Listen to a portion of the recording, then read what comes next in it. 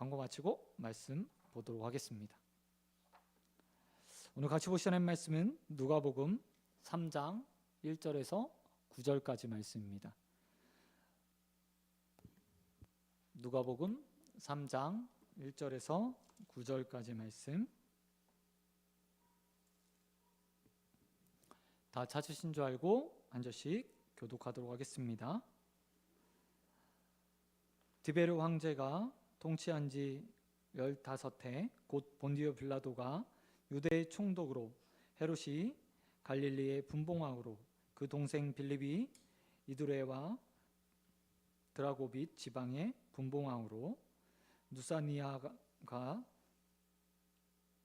아벨레렌의 분봉왕으로, 안나스와 가야바가 대제사장으로 있을 때에 하나님의 말씀이 빈들에서 사가랴의 아들 요한에게 임한지라. 요한이 요단강 부근 각처에 와서 죄사함을 받게 하는 회개의 세례를 전파하니, 선지자 이사야의 책에 쓴 바 광야에서 외치는 자의 소리가 있어 이르되 너희는 주의 길을 준비하라, 그의 오실 길을 곧게 하라. 모든 골짜기가 메워지고 모든 산과 작은 산이 낮아지고 굽은 것이 곧아지고 험한 길이 평탄하여질 것이요, 모든 육체가 하나님의 구원하심을 보리라 함과 같으니라. 요한이 세례를 받으러 나오는 무리에게 이르되 독사의 자식들아, 누가 너희에게 일러 장차올 진노를 피하라 하더냐. 그러므로 회개에 합당한 열매를 맺고 속으로 아브라함이 우리 조상이라 말하지 말라. 내가 너희에게 이르노니 하나님이 능히 이 돌들로도 아브라함의 자손이 되게 하시리라. 같이 읽겠습니다. 이미 도끼가 나무 뿌리에 놓였으니 좋은 열매를 맺지 아니하는 나무마다 찍혀 불에 던져지리라. 아멘. 아멘. 오늘 말씀 가지고 예수님만이 오직 우리의 주가 되십니다. 예수님만이 오직 우리의 주가 되십니다 라는 제목으로 말씀 같이 나누겠습니다. 오늘은 종려 주일입니다. 고난 주간의 첫 시작을 알리는 날입니다. 오늘은 예수님께서 예루살렘 성에 입성하신 날이고 또 그날을 기념하여서 예배 드리는 날입니다. 말 그대로 종려주일이라는 말에서 우리가 알 수 있듯이 예수님이 예루살렘에 입성하실 때 많은 사람들이 종려나무 가지를 꺾어서 흔들고 길에 펴고 자신의 옷을 깔며 주님, 그리고 세상의 왕으로 오신 예수님을 맞이한 날이기도 합니다. 하지만 그렇게 종려나무를 흔들고 자신의 옷을 벗어서 길가에 펴며 예수님을 왕으로 맞이했던 자들이, 찬양했던 자들이 몇 날이 못 돼서 예수님을 못 박으라고 소리치는 군중으로 무리도 변하게 됩니다. 한 주간 그런 주님의 여정, 그리고 고난과 영광, 십자가와 부활을 묵상하는 주간으로 우리 기독교 전통에서 이 절기를 보내고 있고, 또 고난 주간 가운데 십자가를 묵상하며 예수님을 생각하게 됩니다. 그리고 오늘은 그 가운데서 오늘 본문 말씀을 통해서 예수님이 우리를 위해서 어떤 존재가 되셨고 또 어떻게 그 사역을 이어가시는지에 대해서 좀 살펴보고자 합니다. 누가복음 2장과 3장 사이에는 약 16년에서 18년간의 간격이 존재합니다. 우리가 지난주에 나눈 것처럼 12살쯤에 예수님께서 성전에 올라가셔서 많은 사람들과 이야기를 나누셨고, 이제 예수님이 성년이 되어서 세례요한 30세쯤 되었을 때 세례요한이 사역을 먼저 시작하는 장면으로 오늘 본문 우리에게 예수님의 공생애가 이제 임박했다, 예수님께서 공생애를 시작하실 거다라는 사실을 보여주고 있습니다. 누가는 예수님의 소년기 이야기에서 공생애 시작 전 그 길을 평탄케 하였던 요한의 사역을 먼저 보여주고 있습니다. 먼저 본문 말씀을 보면 요한과 예수님의 공생애 시작하는 시점에 시대적 배경을 우리에게 알려주고 있습니다. 1절에 보면 로마의 황제 디베르가 통치한 지 15해 되는 날, 그 해부터 요한이 사역을 시작했다고 이야기합니다. 또한 본디오 빌라도가 유대의 총독으로 재직하던 때라고 말하며 누가 유대 땅의 총독으로 파견되어 있는가도 기록하고 있습니다. 이렇게 노마의 상황을 이야기하는 이유는 역사적 근거 아래서 예수가 사역했다라는 사실들 누가가 보여주고 싶었기 때문입니다. 우리가 잘 알고 있듯이 누가는 의사였습니다. 굉장히 꼼꼼한 사람이었고 신중한 사람이었습니다. 그래서 누가복음과 사도행전을 보면 누가가 얼마나 세세하게 그 기록들을 남기고 역사적 배경들을 설명해 주고 있는지 보여주고 있습니다. 그 이유는 단 한 가지입니다. 누가는 예수님의 사건이 하나의 신화나 아니면 사람들이 만들어낸 이야기가 아니라 정말 이 땅 가운데서 하나님의 아들 예수가 존재했고 그가 우리를 위해서 목숨을 바쳤다, 십자가에 달려 돌아가셨다 라는 사실들을 증거해 주기 위해서 역사적 배경들을 가운데서 오늘 본문을 기록하고 있는 것을 분명하게 보여주고 있습니다. 뿐만 아니라 누가는 이렇게 기록함으로써 누가복음의 1차 수신자라고 말할 수 있는 데오빌로와 같은 사람들, 귀족 집안의 사람들에게 그 이해를 돕기 위해서 그 사람들이 시대적 배경 안에서 이 시대에 예수가 있었구나 라는 사실을 더 정확하게 이해하게 하기 위해서 역사적 배경들을 설명해 주고 있습니다. 누가는 또한 이스라엘 상황도 분명하게 기록하고 있습니다. 정치적으로 얼마나 유대 땅이 힘들었는가에 대해서 이야기합니다. 오늘 본문에 보면 총 4명의 왕이 기록되어 있습니다. 정확히 말하면 분봉왕 하나와 빌라도라는 총독 하나가 기록되어 있습니다. 헤롯 대왕 시대를 지나고 나서 이스라엘은 4개의 행정구역으로 나누어져서 통치를 받았습니다. 헤롯 대왕 시대에는 헤롯 대왕 한 명이 다 통치를 했습니다. 이때 예수님께서 탄생하셨죠. 이때는 헤롯의 강력한 왕권에 의해서 그 나라가 한 명의 왕으로서 통치된 시대였습니다. 하지만 헤롯 대왕이 죽고 나서 이스라엘 상황이 달라졌습니다. 계속해서 밀란과 반란이 일어났고 노마는 이스라엘을 잘 통치하기 위해서 4개의 행정구역으로 나눠서 각각 분봉왕을 세워서 그 지역을 다스리게 했습니다. 오늘 본문에 나타난 갈릴리 지역은 헤롯이, 이드레와 드라고 지방은 빌립이, 아벨레네의 지방은 누사니아가 분봉왕이 되어서 다스렸다고 이야기합니다. 이는 이스라엘이 헤롯 대왕의 시대를 지나서 정치적 격변기에 들어섰음을 보여주고 있습니다. 불안정한 정치적 상황에 놓였다는 사실들을 보여주고 있는 겁니다.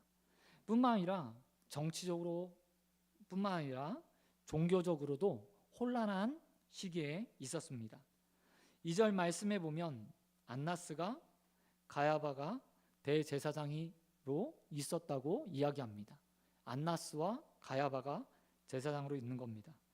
정확하게 말하면 안나스는 은퇴한 전직 제사장이었습니다. 그리고 가야바는 그의 안나스의 사위였고 사위로서 대제사장직을 물려받은 상태였습니다. 당시의 종교적 지도자로 대제사장의 역할은 굉장히 강력했습니다. 모든 종교적 일들을 감당하는 자들이었습니다. 하지만 2명의 제사장이 세워져 있음으로써 이게 종교적으로도 혼란기에 있었습니다. 실제로는 좀 속된 말로 얘기하면 가야바는 바지 사장과 같은 사람이었습니다. 거의 대부분은 안나스의 영향력 아래 그의 장인이었던 전직 제사장 안나스의 영향력 아래 있었고 그의 말이 더 힘이 있었던 시대였습니다. 예수님께서 십자가에 달려 돌아가시기 직전까지 안나스의 힘은 강력했습니다. 그래서 예수님을 잡아 첫 번째 신문을 하는 곳도 안나스의 집이었던 것을 보게 됩니다. 그만큼 안나스의 힘이 강력했죠.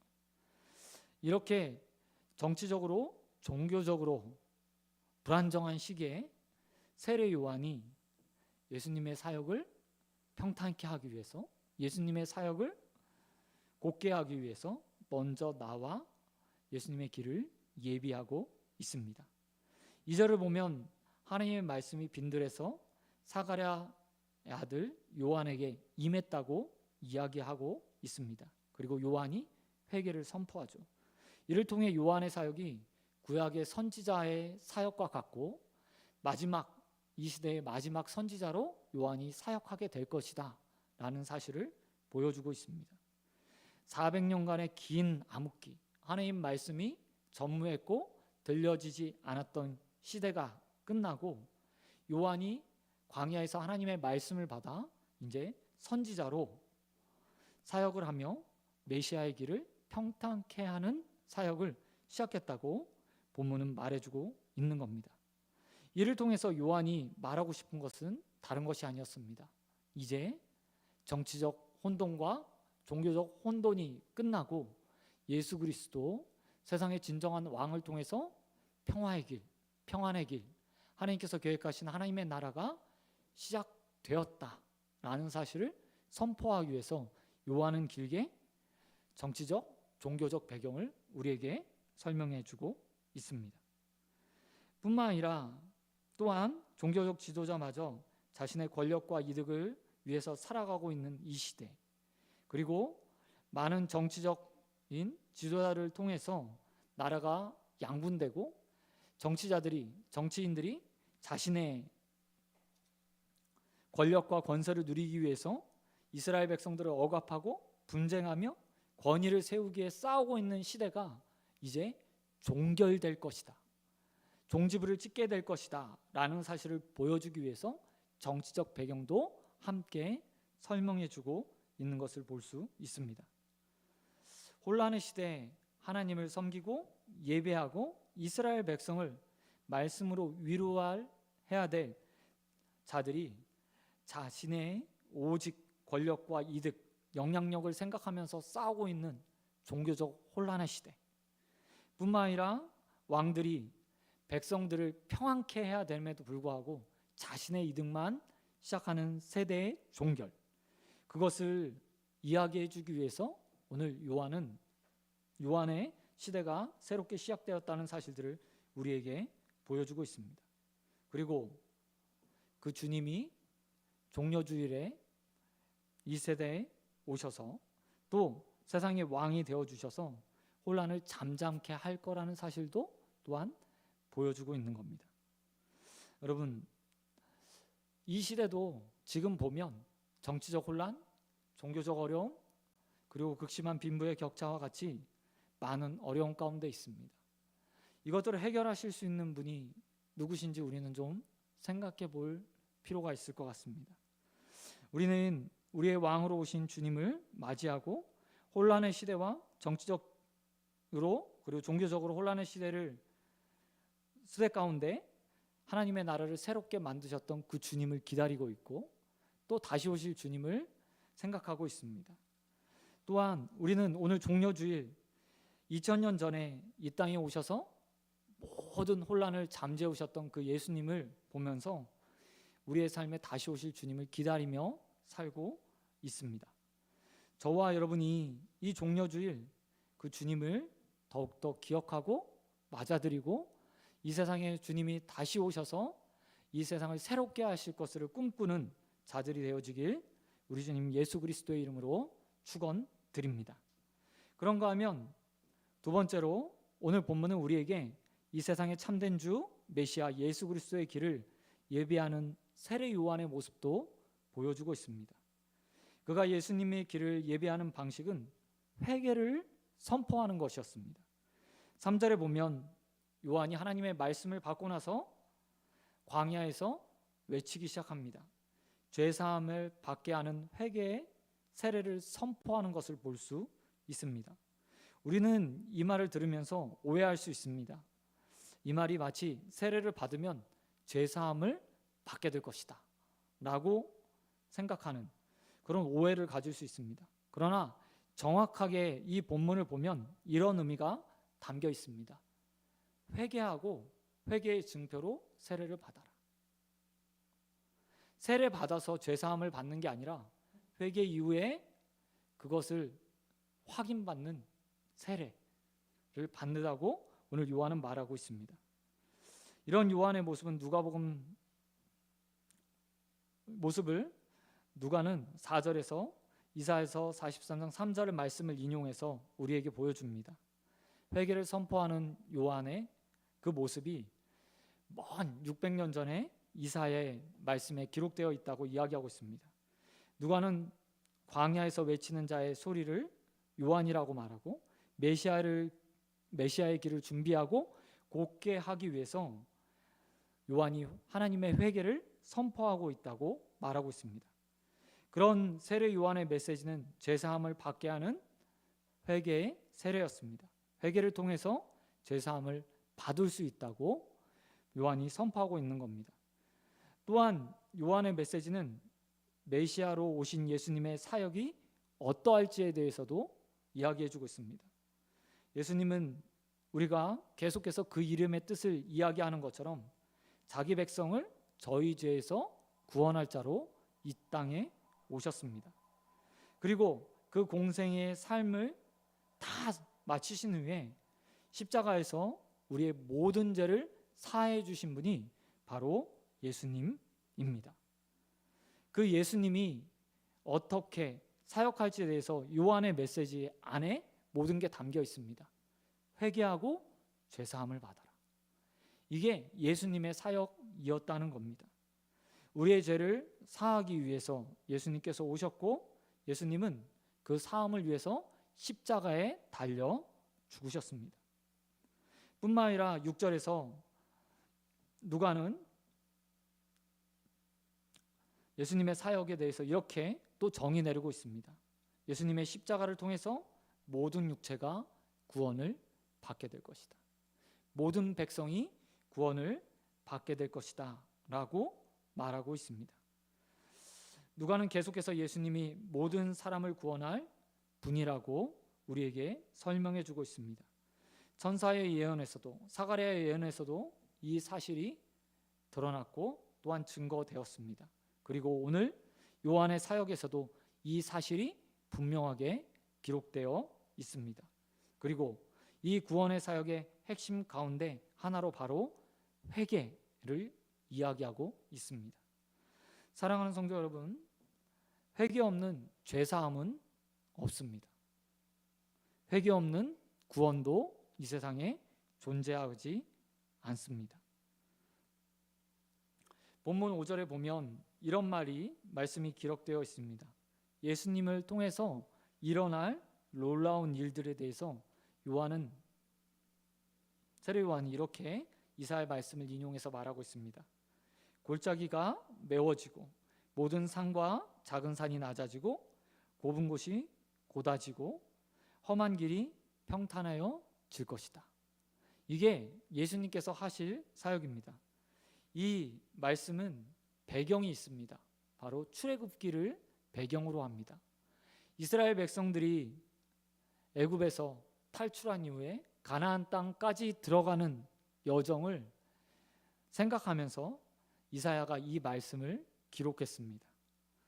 이스라엘 백성이 가는 곳마다 시온의 대로라고 말하는 구원의 대로가 쭉 열리는 역사가 출애굽 사건에 기록되어 있습니다. 그 모습을요 시적으로 표현한 겁니다. 골짜기가 메워져서 평탄한 길로 갈 것이다. 높은 산이 있지만 그 산들이 다 깎여 평탄한 길이 돼서 누구나 험한 길로 가지 않고 그 가운데 고든 길을 따라서 구원의 여정을 걷게 될 것이다 라고 이사야는 말했습니다. 요한은 그 모습 그대로를 가지고 와서 예수님의 구원의 사역에 적용하고 있습니다. 우리가 구원받는 데 있어서 어떤 장애물도 존재하지 않고 깊은 골짜기도 존재하지 않는다. 주님께서 우리를 택하시고 구원하시는 데 있어서 그 구원의 길은 시온의 대로와 같이 곱게 뻗은 길이 될 것이다 라고 설명해 주고 있습니다. 하지만 단순히 이 말씀은 그냥 우리가 앞으로 예수를 통해서 구원받을 거야 라고만 전해주고 있지 않습니다. 이 말씀은 단순한 지형의 변화가 아니고 또 구원이 쉽게 이루어질 거다 라고 말하는 것이 아니라 그 가운데 우리의 삶에도 그런 변화가 일어나게 될 것이다 라고 말하고 있습니다.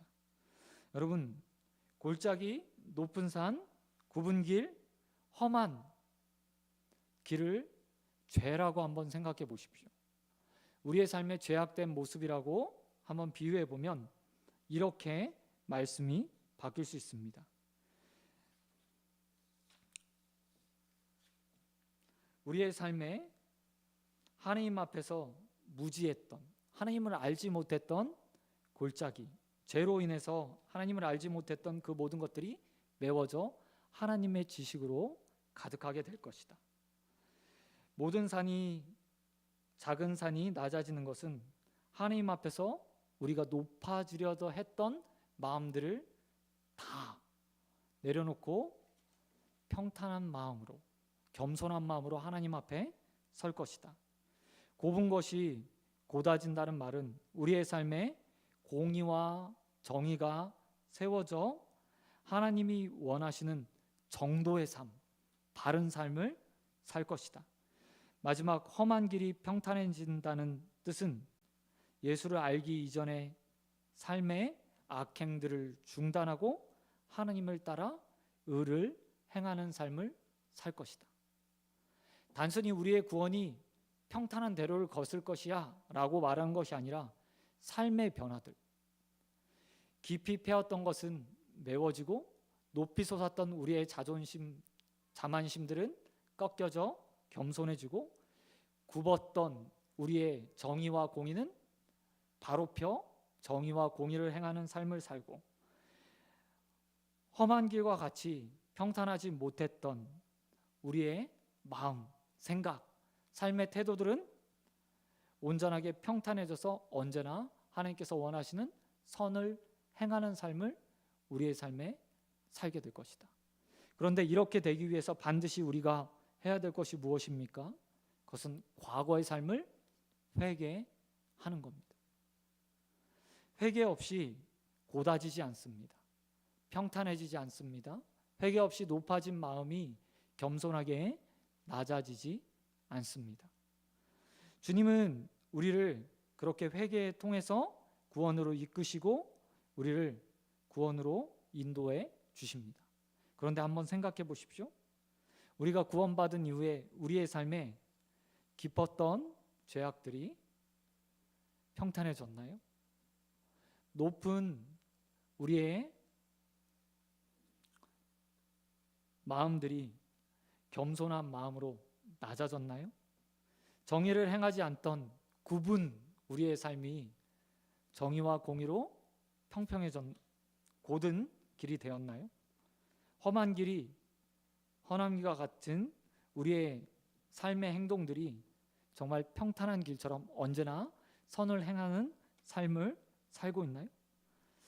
잘 생각해 보면 우리의 삶에 그런 변화들이 이루어지지 않는 것 같습니다. 왜 그럴까요? 예수님의 말씀이, 예수님의 능력이 부족해서일까요? 아니면 우리가 그 말씀을 우리의 삶에 적용하기 위해서 아직 회개하지 않았기 때문일까요? 저는 후자에 그 모든 원인이 있다고 생각합니다. 예수님은 능력이 있는 분이고 권세가 있는 분이고 충분히 모든 사람을 구원할 만한 능력과 권세와 희생을 치르신 분이십니다. 문제는 우리가 그것들을 받아들이고 요한이 선포한 회개를 통해서 구원을 받아들이지 않았기 때문에 우리의 삶에 여전히 골짜기가 있고 높은 산이 있고 굽은 길이 있고 평탄하지 않은 길이 있다는 겁니다. 여러분, 이 고난 주간 우리의 삶에 온전하게 회개가 있게 되길 소원드립니다.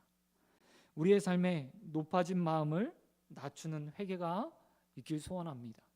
공의와 정의가 행해지지 않아 굽어 있는 우리의 삶의 길들이 곧은 길이 되길 소원합니다. 언제나 삶에 악과 선이 공존하는 평탄하지 않은 우리의 삶에 선을 행하는 온전한 평탄한 길들이, 정의의 길이 세워지게 되길 우리 주님 예수 그리스도의 이름으로 축원드립니다. 여러분, 주님은 우리의 왕으로 이 땅에 오셨습니다. 그리고 우리의 삶을 이끄시고 이미 우리의 삶에 모든 것들을 제하여 주시사 구원의 길로 우리를 인도할 만한 시온의 대로를 만들어 주셨습니다. 문제는 우리가 회개로 그것을 받아들이는가 아닌가. 예수님을 나의 왕으로 맞아들여서 그 왕이 준비한 대로의 길을 따라 갈 것인가 아닌가를 결정해야 합니다. 여러분, 주님이 우리 예수님께서 우리의 유일한 왕이 되심을 여러분 믿습니까? 그렇다면 그 주님께서 만들어 놓으신 시온의 대로를 따라 살기 위해 우리가 먼저 주님 앞에 회개로 나아가게 되길 소원드립니다. 만약 우리의 삶에 그런 회개가 존재하지 않는다면, 삶의 변화가 존재하지 않는다면 우리는 거짓말하는 것과 같습니다. 예수를 믿는다고 말하며 우리의 삶에 단 1의 변화도 존재하지 않는다면 그것은 거짓말하는 거죠. 그래서 야고보는 우리에게 이렇게 말하고 있습니다. 행함으로 네 믿음이 참된 것인지 거짓인지 주님 앞에 보여라, 증명해라 라고 말하는 것을 보게 됩니다. 특별히 이 고난 주간 주님 앞에 우리의 참되게 회개하고 삶을 돌이켜 우리의 삶의 변화로 우리가 구원받은 자라는 사실들을 증명하는 저와 여러분의 삶이 되어지길 우리 주님 예수 그리스도의 이름으로 축원드립니다. 그런가 하면 마지막 세 번째로 오늘 본문은 세례 요한을 세례를 받으러 나온 자들에게 요한이 전하는 메시지가 기록되어 있습니다. 7절 말씀을 보시기 바랍니다. 7절에선 기껏 세례를 받으러 나온 사람들을 향해서 요한이 이렇게 말했다고 기록하고 있습니다. 독사의 자식들아, 독사의 자식들아. 이 표현은 예수님께서 종교 지도자들에게 하셨던 표현이기도 합니다. 예수님은 종교 지도자를 향해서 간혹 독사의 자식들아 라고 말했습니다. 대제사장, 서기관, 바리새인과 같이 당시에 가장 하나님을 잘 섬긴다고 말하던 자들을 향해서 예수님은 독서를 내뱉었습니다. 그리고 그들을 향해서 독사의 자식들아 라고 말씀하셨습니다. 그런데 세례 요한이 세례를 받으러 나온 자들에게 똑같은 말을 하고 있습니다. 세례 받으러 나온 자들에게 이렇게 말하고 있습니다. 독사의 자식들아. 그 이유는 단 한 가지 때문입니다. 그들에게 진정한 회개가 없었기 때문입니다. 앞에 말했듯이 사람들은 회개의 세례를 받으라 라는 말에 오해를 했습니다. 세례 받으면 죄사함을 받을 수 있구나, 죄사함에 라고 생각했습니다. 그래서 그들은 회개 없이 세례 요한에게 세례를 받으러 나왔습니다. 어떤 사람들은 참된 회개를 하지 않은 이후에 그 삶에 단 1의 변화도 생각하지 않고 변할 생각도 없으면서 입으로 회개했다고 말하며 요한에게 나와 세례를 받고자 했습니다. 그렇게 나온 자들에게 요한은 말했습니다. 독사의 자식들아. 마음에 거짓이 가득한 상태에서, 진정으로 회개하지 않은 상태에서, 또한 회개를 통해서 삶을 변화시킬 생각이 없는 자들을 향해서 요한이 말한 겁니다. 독사의 자식들아. 이런 책망은 8절에서도 볼 수 있습니다. 세례 요한은 또한 다른 표현으로 이렇게 말하고 있습니다. 너희가 아브라함이 우리의 조상이라 말하지 말라. 이 말은 무엇이냐면 유대인들이 당연하게 가지고 있었던 생각, 아브라함은 우리의 조상이야, 우리는 믿음의 자손이야 라고 생각했던 그 선민의식을 질타하는 행위였습니다. 당시의 유대인들은 선민의식에 빠져 있었습니다. 그 지독한 선민의식 가운데 그들은 생각했습니다.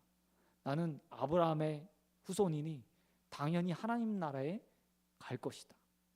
그리고 이런 생각들이 그들의 신앙과 믿음 그리고 신앙생활을 나태하게 만들었습니다. 하나님 앞에서 온전하게 회개하지 않았고 그들은 하나님 말씀을 지키는 것 같았지만 사람이 볼 때나 아니면 사람들이 자신을 향해서 박수 칠 때만 외식하기 위해서 그렇게 하나님 말씀을 준행하는 삶을 살았습니다. 그런 자들을 향해서 세례 요한이 이렇게 말하고 있습니다. 누구나 다 아브라함이 우리의 조상이라고 생각하며 살지 말아라. 아무나 다 아브라함의 자손이 되는 것은 아니다 라고 말하고 있다는 겁니다. 뿐만 아니라 요한은 9절에서 그런 이스라엘 자손들에게 또한 하나님의 진노가 다다랐다고 말하고 있습니다. 9절 말씀해 보니까 도끼가 나무 뿌리에 놓였다 라고 말합니다. 이 말은 무엇이냐면 다른 것이 아니라 이제 그 나무는 베어 없어질 것이다 라는 뜻을 가지고 있습니다. 그런데 참 희한하죠? 나무를 할 때 여러분 어디를 잘라냅니까? 나무 기둥을 잘라내죠. 그런데 오늘 보니까 도끼가 어디에 놓였습니까? 뿌리에 놓여 있습니다. 이 말은 다른 것이 아니라 소생하지 못하도록 진노하고 심판할 것이다 라는 의미가 그 가운데 담겨 있습니다. 스스로 외식하는 자들에게, 회개하지 않고 회개한 척 하는 자들에게, 자신이 하나님의 은혜를 받은 아브라함의 후손이라고 생각하며 종교적 행위에만 빠져 있는 그런 자들에게 요한이 말하고 있는 겁니다. 그걸로는 구원받을 수 없어. 하나님의 진노가 너희에게 가까이 왔으니 돌이켜 회개하라 라고 선포하고 있는 겁니다. 이런 세례 요한의 책망 그리고 그 경고가 단순히 그 시대에만 있는 것은 아닙니다. 지금 우리에게도 동일하게 주어지는 말씀입니다. 여러분, 이 시대에 얼마나 많은 종교인들이 존재하고 있는지 모릅니다. 썬데이 크리스찬이라고 말하는 주일만 그리스도인이라는 사람들이 수없이 존재합니다. 이제는 가나안 성도들, 광야 성도들이라고 말하는 그냥 인터넷으로, TV로, 가정에서 예배드리는 기독교인의 지금 3분의 2 그렇게 예배를 드리고 있다고 합니다. 정말 성도일까요? 정말 크리스찬일까요? 그들이? 그런 자들을 향해서 오늘 하나님께서 세례 요한의 말을 통해서 말씀하고 계십니다. 독사의 자식들아, 아브라함이 우리의 조상이라고 말하지 말라. 너희가 당연히 구원받을 거라고, 하나님의 백성이 될 거라고 생각하지 말라라고 말씀하고 있습니다. 또한 그들을 향해서 요한은 이렇게 말합니다. 하나님의 진노와 심판을 피하기 위해서, 뿌리에 놓인 그 도끼를 피하기 위해서 8절에서 이렇게 하라고 요한은 이야기하고 있습니다. 회개에 합당한 열매를 맺어라. 종교적 행위와 선민의식에 빠져있는 자들에게 뭐라고 이야기하고 있습니까? 삶으로 너희의 믿음을 증명하고 너희가 참으로 회개했다는 사실들을 보여주어야 한다 라고 말하고 있습니다. 지금도 많은 사람들이 신앙생활을 쉽게 생각합니다. 한 주일의 삶 가운데서 하루, 그 중에서도 몇 시간 예배를 드리면 내 신앙생활을 다 했다고 생각하는 사람들이 태반입니다. 또 어떤 사람들은 더 많은 시간을 예배하고 봉사하며 스스로를 그리스도인답게 살았다고 착각하기도 합니다. 하지만 하나님은 그것을 신앙생활이라고 말씀하지 않습니다. 그것을 믿음이라고 말하고 있지 않습니다. 진정한 회개는, 신앙생활은 삶을 바꾸는 데서부터 시작됩니다. 회개에 합당한 열매를 맺어가는 데부터 시작하는 겁니다. 입으로 누구나 다 회개할 수 있습니다. 누구나 다 잘못했다고 말할 수 있습니다. 하지만 삶의 그 가운데 그렇게 말한 것들을 바꿔가고 변화시켜가고 옳게 만드는 것은 결코 쉬운 일이 아닙니다. 하지만 이렇게 하지 않는다면 그것은 우리가 거짓말하는 것이고 우리의 회개가 그저 말뿐이었다는 것을 스스로 증명하는 꼴입니다. 저도 자녀를 키우고 있지만 아이들을 혼낼 때가 있습니다. 하지만 그 혼내는 내용이요, 늘 반복됩니다. 왜 그럴까요? 아이들은 그것을 바꿀 힘이 존재하지 않고 그러고 싶지 않아 하기 때문입니다. 정말 그것을 깨닫고 있다면 변화시킬 거예요. 잔소리로 듣지 않고 그 가운데 돌이켜 삶의 변화를 만들어낼 겁니다. 하지만 아이들에게 제 말은 뭐죠? 한 귀로 듣고 한 귀로 흘러버리는 잔소리에 지나지 않습니다. 그런데 우리 역시도 하나님의 말씀을 그렇게 받아들이곤 합니다. 뿐만 아니라 우리는 하나님 앞에서 잘못했습니다 라고 말하던 그 말들을 그냥 빈말처럼 생각합니다. 위기를 모면하기 위한 그때그때의 수단으로 생각해 버립니다. 그러니 삶의 변화가 있을 수 없죠. 그런 우리를 향해서 오늘 요한이 말하고 있습니다. 하나님의 진노의 도끼가 우리의 삶의 나무뿌리에 놓여 있다. 여러분, 오늘 이 말씀을 듣고 속히 요한의 말을 통해 회개할 수 있는 저와 여러분 되길 소원드립니다. 삶에 합당한 열매를 맺기 위해 노력하십시오. 우리가 회개한 것들이 있다면, 하나님 앞에서 고백했던 죄가 있다면 그것들이 정말 사라질 수 있도록 삶을 바꾸는 노력들을 하시기 바랍니다. 이 말이 얼마나 어려운지 저 자신도 알고 있습니다. 하지만 노력하는 자들과 그렇지 않은 자들, 삶을 바꾸려는 하는 자들과 그렇지 않은 자들, 네? 삶의 모습과 태도는 분명히 다를 것입니다. 오늘 주님께서 우리에게 5절 말씀을 통해서 이렇게 말하고 있습니다. 너희 삶에 깊이 파였던 그 골짜기와 같은 무지들을 메워서 하나님을 아는 지식으로 가득 채워라. 모든 상과 작은 상과 같이 높이 솟은 그 교만의 마음들을 꺾어서 주님 앞에서 겸손한 자가 되라. 좁은 곳, 그것을 정의와 공의의 삶을 세워서 곱게 만들어라.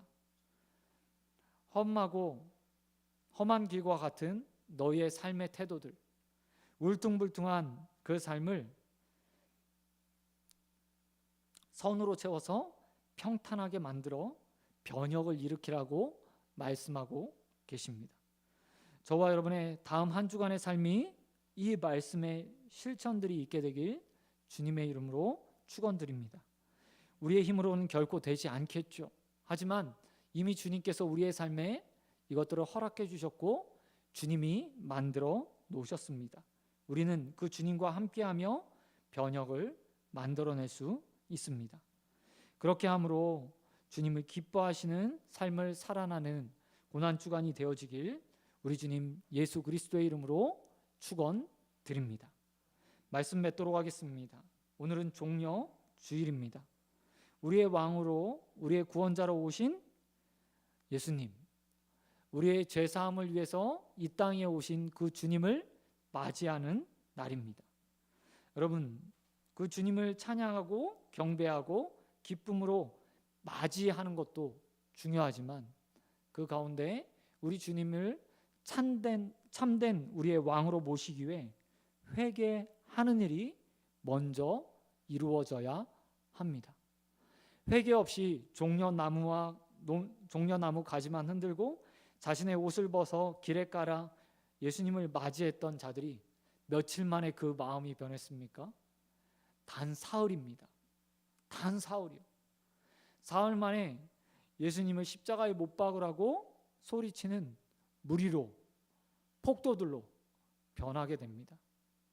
우리의 신앙도 마찬가지일 수 있습니다. 진정한 회개가 없다면, 우리의 삶을 돌이켜 변화시키지 않는다면, 우리 역시도 언젠가 주님을 향해서 난 주님을 모릅니다, 당신은 나의 왕이 아닙니다 라고 말하는 그런 자들이 될 수 있습니다.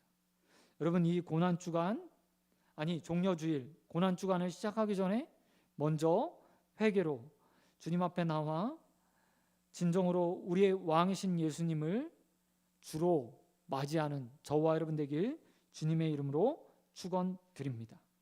뿐만 아니라 다음 한 주간 더더욱 우리의 삶을 평탄케 하신, 우리에게 참된 구원을 허락하신 그 주님의 말씀을 받아 삶의 변화를 일으키시는 저와 여러분 되길 소원드립니다. 깊이 매었던 무지의 삶 가운데 하나님의 관한 지식으로 가득 채우십시오. 높이 세워졌던 교만한 마음들을 꺾어 겸손한 마음을 만드십시오. 곱게 뻗지 못한 우리의 삶의 정의와 공의를 한편으론 이럴 땐 저럴 땐 상황에 따라 공의와 정의를 세웠던 우리의 삶에 온전하게 곧게 뻗은 정의와 공의를 세우십시오. 선명하지 못했고 언제나 선한 삶으로 살지 못했던 울퉁불퉁한 우리의 삶에 매일매일 선을 행하며 우리의 회개가 거짓이 아니라 참된 회개였음을 주님 앞에서 증명하는 한 주간을 살아가는 저와 여러분의 삶이 되길 우리 주님 예수 그리스도의 이름으로 축원드립니다. 이 시간 기도하도록 하겠습니다.